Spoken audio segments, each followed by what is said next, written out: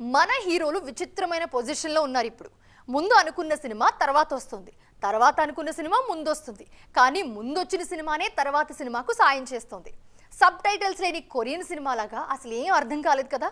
అందుకే full details హాయిగా స్టోరీలో చూద్దాం, వచ్చేయండి.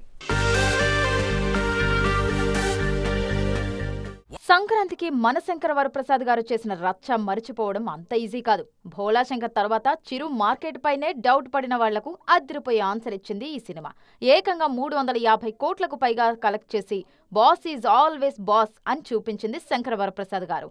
ఈ విజయమే విశ్వంభరకు హెల్ప్ అవుతుంది. ఇప్పుడు శంకర వరప్రసాద్ కంటే ముందే విశ్వంభర పూర్తయిన గ్రాఫిక్స్ వల్ల ఆలస్యమైంది. కానీ అనిల్ సినిమా సక్సెస్ వశిష్ఠకు కలిసి వస్తుంది. ఇప్పుడు మెగా 156 గా మొదలైన విశ్వంభర 157 గా మారి జూలై 9న రాబోతోంది.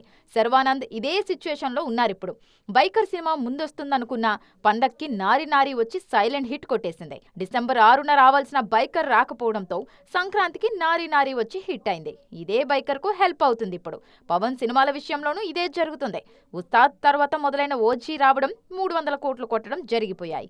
ఈ క్రేజ్ ఉస్తాద్ భగత్ సింగ్ కు హెల్ప్ అవుతుంది. ఇప్పుడు మార్చి 26న ఈ సినిమా వచ్చేలా కనిపిస్తోంది.